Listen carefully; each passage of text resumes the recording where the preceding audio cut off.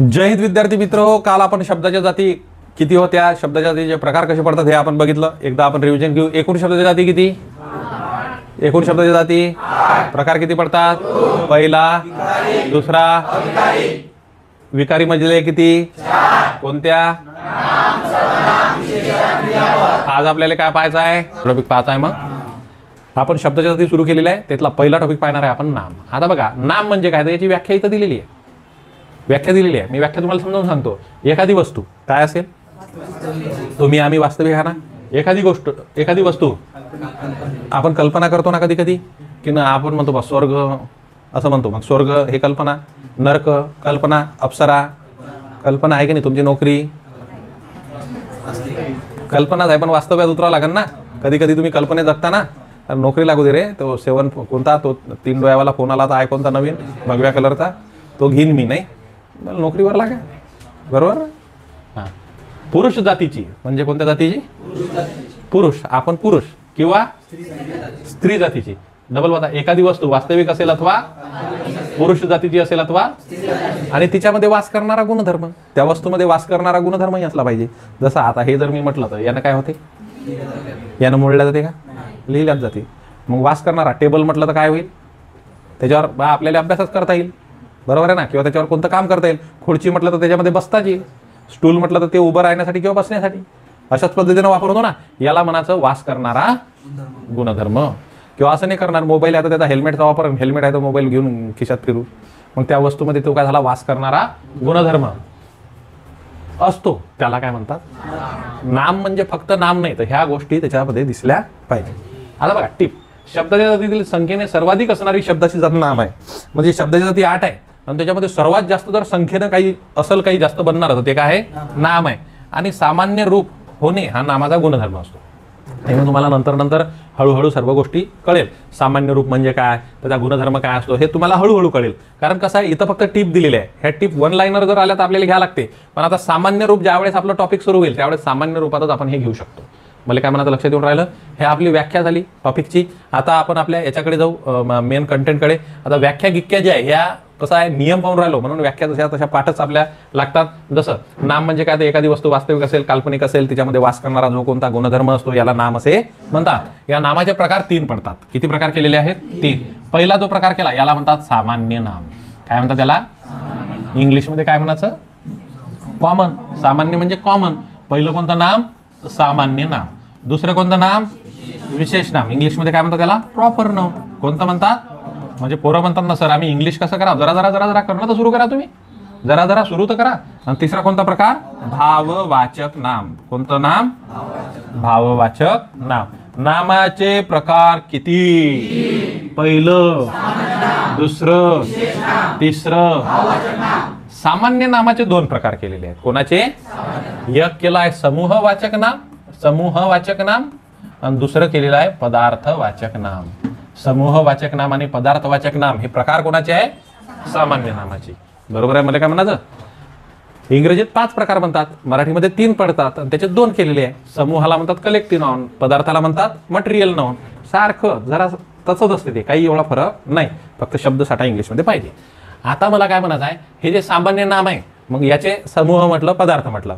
आता सामान्य नावाचे काही उदाहरण सांगा बरं मला. सामान्य नाव जे असेल ते, जसं मी इथं लिहितो, सामान्य नामाचं इथं लिहितो, हे सामान्य नामाचे उदाहरणं. त्याच्यानंतर इथं विशेष नामाचे उदाहरणं, आणि त्याच्यानंतर इथं भाववाचक नामाचे उदाहरणं, भाववाचक नाम. आता सामान्य नामाचे उदाहरणं घेऊ आपण. जसं एखादं सांगा तुमच्या मतानं. आता बघा, आपण म्हणू पर्वत. काय म्हणू?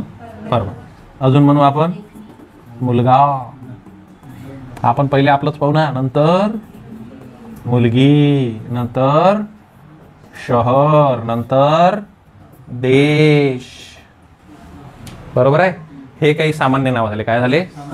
यातला मी मुलगा घेतो, पर्वत नंतर घेऊ. काय घेतो? मुलगा. मुलगा. मुलाचं नाव काय आहे? कर्ण. काय आहे? महाभारतातला कर्ण. बरोबर आहे. मुलगी आहे, मुलीचं नाव काय आहे?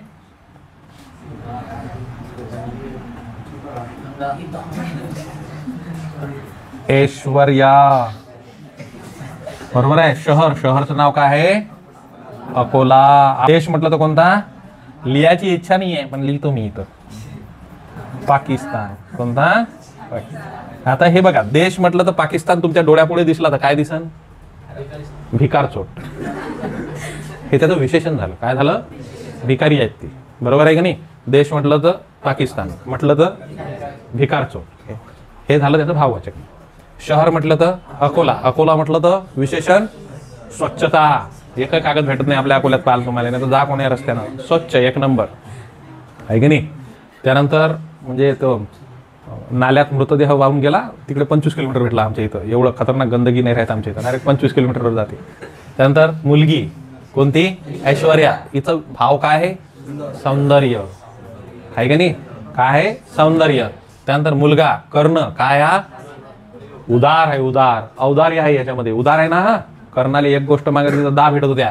त्यानंतर पर्वत, पर्वत कोणता? हिमालया. काय आहे? महान आहे, महानता आहे हिमालयामध्ये. मग आता हे झाले कोणते नावं? सामान्य नामं. ही कोणती नामं झाले आणि ही कोणती नामं झाली? आता बघा तुम्हाला सांगतो. आता इथं जर आपण एक विचार केला, मुलगा, मुलगा म्हटलं, मी जर म्हटलं मुलगा, तर तुम्ही तुमच्या डोळ्यात कन्फ्युजन येते. तो मुलगा, तुम्ही सर कोणता हो? आलं ना. मग मी म्हटलं मुलगा बा तो कर्ण नावाचा, मग तुम्हाला एक दिसन त्याच्यातला, एवढ्या मुलापैकी कर्ण दिसन. आणि त्यामध्ये भाव, व्यक्तीमध्ये काय असतात? भाव असतात. व्यक्तीमध्ये भाव असतात. आपण एखाद्या वस्तूमध्ये पण भावना टाकतो, बरोबर आहे की नाही? हे भाव असतात. मग सामान्य नाम म्हणजे कोणतंही, प्रॉपर नाउन म्हणजे काय? फक्त ते नाव आणि त्याच्यामधून ते गोष्ट अशी दिसलीच पाहिजे.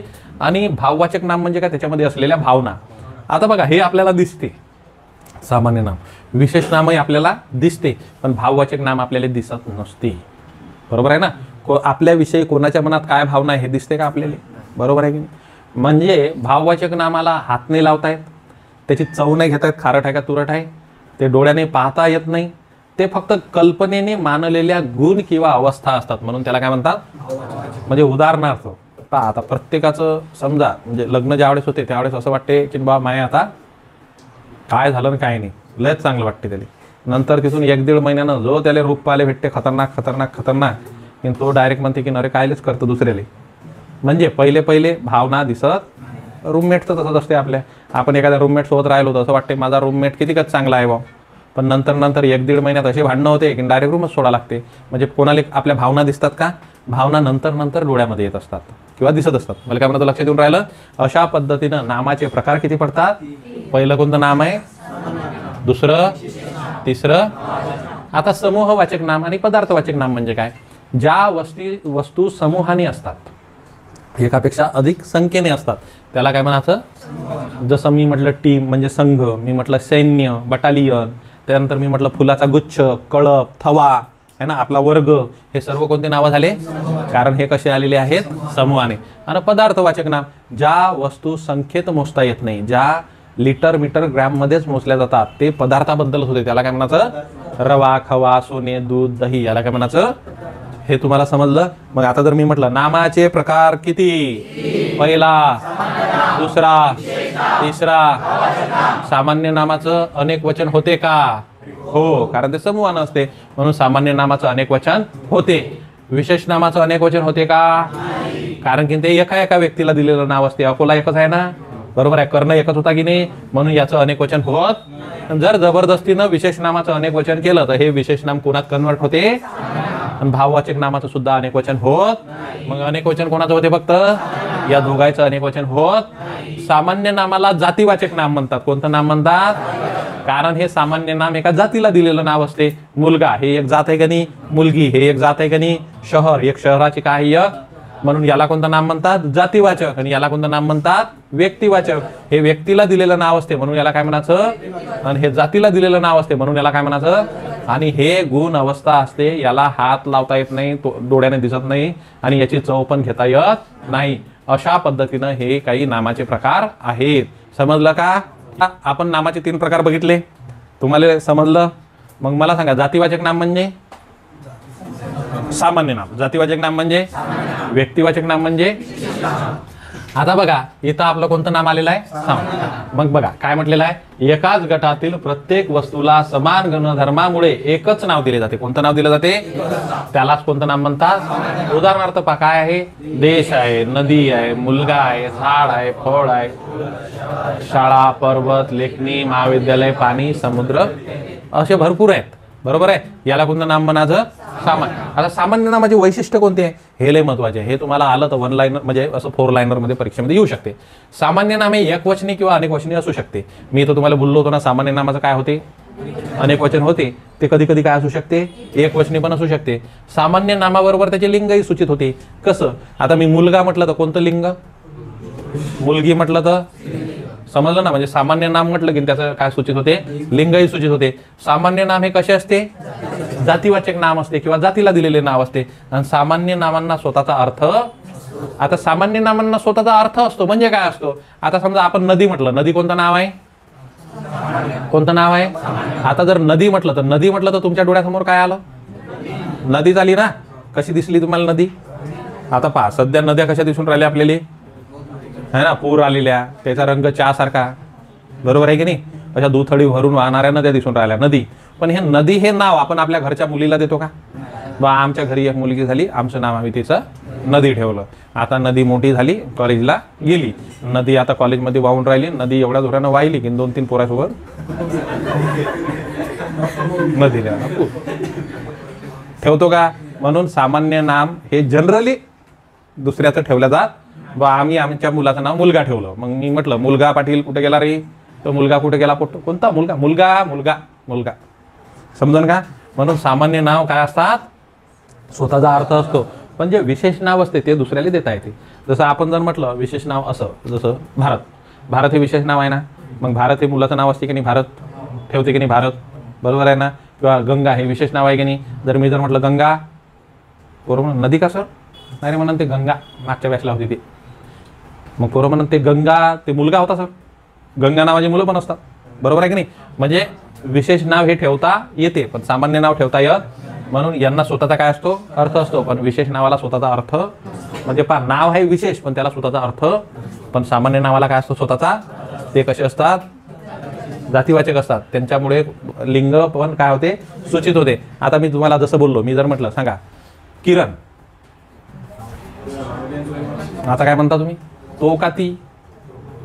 तो ती पा म्हणजे पा. आता किरण हे विशेष नाव आहे त्याच्यामुळे लिंग सूचित झालं होतं का? पण सामान्य नामामुळे लिंग सूचित होते की नाही? अरे ते तर ते कोमलही नाव असते पोरायची. बरोबर आहे ना. कोमल हे नाव असते. हॉस्टेलवर होतं, माझा मित्र म्हणे अरे कुठे आहे? म्हटलं हा बाहेर आहे. अरे मी आणि कोमल रूमवर राहू. म्हटलं तुला हॉस्टेलला येऊ कोण दिलं? हे वास्तविकता आहे. कन्फ्यूज होते ना माणूस. बरोबर आहे ना. तर मुद्दा एक लक्षात घ्या, कोमल हे नाव मुलीचंही आहे मुलाचं पण आहे. म्हटलं तुले मारतील ना, प्राचार्य काढतील ना. हे झालेलं कन्फ्युजन आहे. म्हणजे मला काय म्हणत आहे, विशेष नावामुळे लिंग सूचित होत पण सामान्य नावामुळे लिंग सूचित, हे वास्तविक. समजून राहिलं मला काय म्हणायचं? पुढे पाहता हे झालं आपलं कोणतं नाव? सामान्य. समूहवाचक आणि पदार्थ. समूहाला दिलेलं नाव म्हणजे कोणतं नाव? ठीक आहे. आता पहा समूहवाचक पहा बरं. कडप कायचा असते? प्राण्याचा. समिती माणसाची. सभा माणसाच्या. मंडळ वर्ग माणसाचं. सैन्य घड, घड आपण म्हणू ना घड केळ. बरोबर आहे. अरण्य एकापेक्षा जंगल आहे की नाही? मग हे समूहवाचक नाव आहे की नाही? मग आपलं इंग्लिशमध्ये माहिती आहे का काय होते की आपल्याला शब्द माहीत नसल्यामुळे आपले प्रश्न जातात. मराठीमध्ये आपण थोडंसं त्याला आपली भाषा असल्यामुळे काय करू शकतो? क्ल्यू लागू शकतो. त्यानंतर कोणतं नाव आहे? त्याला पदार्थ. पदार्थापासून किंवा द्रवापासून जे बनवले जातात त्यांना काय म्हणतात? जे संकेत मोजता येत नाही. उदाहरणार्थ बघा लिटर मीटर ग्रॅम मध्येच ते काय केले जातात? मोजले जातात. उदाहरणार्थ सोने. आपण असं म्हणतो का की माझ्याजवळ 2 सोने आहे 3 सोने आहे. आपल्याला ते सोनं कशात मोजायला लागेल? किलो. हा किलोवाले आहे आपल्या ह्याच्यात आहे ना. किलो सोनं किलोमध्ये मोजणारे पण आहे हो. हा हा ठीक आहे. सोने गोल्डमॅन सोने, त्याच्यानंतर चांदी, त्याच्यानंतर दूध तूप साखर, अशा पद्धतीनं. मला काय म्हणायचं लक्षात येऊन राहिलं ना? हे लिटर मीटर ग्रॅम मध्येच काय केले जातात? मोजले जातात. समजून राहिलं मला काय म्हणायचं आहे? अशा पद्धतीनं. मग समूहवाचक नाम झालं आणि पदार्थ. आणि मी विशेष नामाबद्दल सामान्य नामातच सांगितलं आहे. कोणाबद्दल? विशेष नामाबद्दल कायच्यात सांगितलं मी? तुम्ही म्हणाल कसं? पहा आता सांगतो तुम्हाला. बघा, ज्या नामाने एका विशिष्ट व्यक्तीचा, प्राण्याचा किंवा ठिकाणाचा बोध होतो त्या नामाला कोणते नाम म्हणतात? उदाहरणार्थ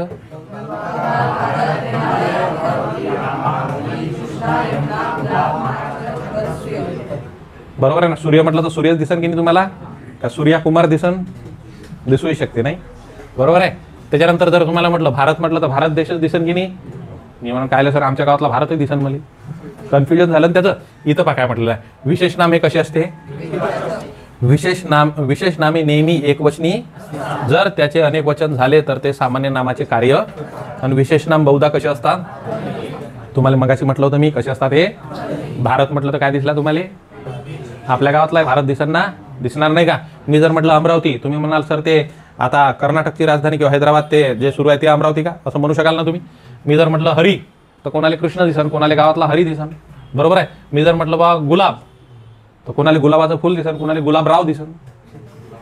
समजून राहिलं मला काय म्हणायचं? म्हणजे हे कसे असतात? अर्थहीन असतात. जसं मगाशी मी म्हटल्याप्रमाणे मी कोमल सोबत आहो. कोमल कोण आहे? मुलगा का मुलगी? म्हणजे ते कसं आहे? किरण कोण आहे? मुलगा. कन्फ्युजन होते की नाही? अशा पद्धतीने भरपूर नाव आहेत असे जे मुलींना पण देता येतात आणि मुलांना पण देता येतात. आता तर लस ट्रेंड वाढून राहिला तो दिवसेंदिवस. समजून राहिलं मला काय म्हणायचं? अशा पद्धतीनं. पण नावं देताना जर कधीही आपल्याला मुलीला नाव द्यायचं असेल तर ते नाव कसं असलं पाहिजे? त्या लिंगाला शोभणारच असलं पाहिजे, ना की पुल्लिंगी नाव असलं पाहिजे.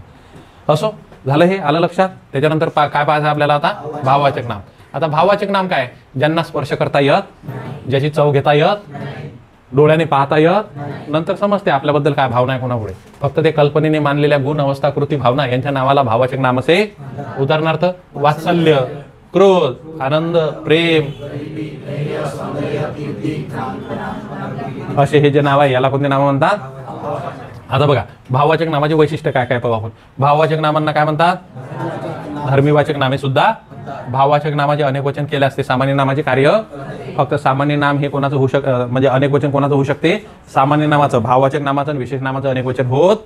त्यानंतर भाववाचक नामे नेहमी कशी असतात? आणि भाववाचक नामांना वेगळे अस्तित्व. ते कोणत्या तरी व्यक्तीच्या किंवा वस्तूच्या आश्रयाने येतात ते, बरोबर आहे. एखादा लबाड म्हटलं तर लबाड वेगळं दिसत नाही आपल्याला, हा लबाड होय आणि हा व्यक्ती होय असं आपण दाखवू शकत. तो लबाड कोणात राहते? व्यक्तीत राहते, बरोबर. मला काय म्हणायचं लक्षात येऊन राहिलं? हा, प्रेम वेगळं दाखवता येत नाही आणि व्यक्ती वेगळं दाखवता येत नाही. प्रेम कोणात राहते? आणि व्यक्तीमध्ये प्रेमच असलं पाहिजे, क्रोध नसला पाहिजे, प्रेमच असलं पाहिजे. समजून राहिलं मला काय म्हणायचं? हा, पुढे आता बघा, भाववाचक नाम कशी साधली जातात. आता ही ट्रिक पाठ करून टाकायची. आई एक गिरी येतो पण जेव्हा ता असं पाठ करावं लागेल तुम्हाला. आई की गिरी यत्वा, आई की गिरी यत्वा पणपणा यवा ता. पाठ आहे की नाही माझ्या? हा, आता बघा, नवलला आई लावलं तर काय तयार होते? नवलाई. इतर उदाहरण, खोदाई, चपळाई, दांडगाई, धुलाई. करू का तुझी धुलाई? असं आहे. समजलं? भावना समजलं तुम्हाला?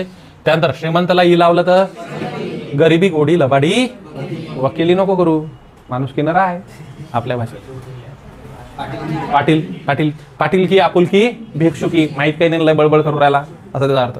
त्यानंतर गुलामगिरी, गुलामगिरी, फसवेगिरी, बरोबर आहे. त्यानंतर शांतला ता लावलं तर क्रूरता, नम्रता. त्यानंतर मनुष्याला त्व लावलं तर प्रौढत्व, मित्रत्व. त्यानंतर शहानला पण किंवा पणा लावला तर लहानपण, मोठेपण असं वाचायचं ते. त्यानंतर सुंदरला य लावलं तर गोडला वा लावला तर गारवा, ओलावा. त्यानंतर शांतला तर लावला तर ते तर झालंच आपलं. मला काय म्हणायचं लक्षात येऊन राहिलं? आता हे जर पाठ केले, हे जर त्याला लागलेलं असलं तर मग त्याच्यावरून ते घ्यायचं. आता जर समजा तुम्हाला असा प्रश्न आला, बघा हा तुम्ही य सौंदर्य आहे ना, खालील पैकी कोणते भाववाचक नाम नाही? प्रश्न काय? कोणते भाववाचक नाम नाही? मग मी ऑप्शन मध्ये दिले, गांभीर्य, धैर्य, शौर्य का मौर्य. गांभीर्य, धैर्य, शौर्य का मौर्य. आता ते ऑप्शन मध्ये नाही म्हणून घेऊन राहिले का? मग काहून घेऊन राहिले? यापैकी नाही? मेजर तुमच्यापासून ही अपेक्षा नाही आहे. मला सांगा, मौर्य हे भाववाचक नाम होईल का? मौर्य एक साम्राज्य नव्हतं का? कोणाचं होतं? होतं ना, बरोबर आहे ना. म्हणून मौर्य जरी याच्यासारखं दिसलं तरी ते काय होतं? एक साम्राज्य होतं, ते भाववाचक नाम. समजून राहिलं मला काय म्हणायचं? अशा पद्धतीचे याच्यावर काय येतील. आता हे बघा, हे एकदम सोपं आहे. बघा, नामाचा प्रकार आपण बघितला किंवा नाम हा टॉपिक आपण बघितला, हा एकदम सोपा आहे. नामाचे प्रकार किती पडतात? पहिलं कोणतं? दुसरं, तिसरं, बोलत जाण बे. पहिलं, दुसरं, तिसरं. सामान्य नामाचे प्रकार, पहिला, दुसरा. समूहानं जर असलं तर त्याला म्हणायचं समूहवाचक नाम. सामान्य नामाचं अनेकवचन होते का? हो हो, सामान्य नामाचं अनेकवचन होते. सामान्य नाम हे अर्थ अर्थ अर्थ अर्थ असतो त्याला. सामान्य नामामुळे लिंग ही काय होते? बदलत नाही. माहित होते लिंग कोणतं आहे. मुलगा म्हटलं तर माहित होते पोरगो होय का पोरगी होय. बरोबर आहे. हे सामान्य नाम लय महत्वाचं आहे. सामान्य नाम हे जनरली देता नाही येत, म्हणजे जनरली म्हणून राहिलो मी. जसं मी नदीचं उदाहरण घेतलं होतं. पण विशेष नाम हे अर्थही नसते. विशेष नामाचं अनेकवचन होत आणि विशेष नामामुळे लिंग माहित होत. आता एवढं चांगलं उदाहरण घेतलं होतं याच्या आधी. भाववाचक नामाला हात लावता येत नाही, ते कल्पनेने मानलेल्या गुण किंवा अवस्था आहे असं समजल्या. आणि हे त्याचे उदाहरण आहे. आई की गिरी यत्वपणपणा येवा हे पाठ करा आणि विषय संपला. आता हे नामाच्या प्रकाराचा पहिला भाग एक आहे. नामाच्या प्रकाराचा भाग 2 जो कन्सेप्च्युअल पार्ट आहे हा उद्याच्या क्लासला होईल आणि उद्याच्या लेक्चरला होईल.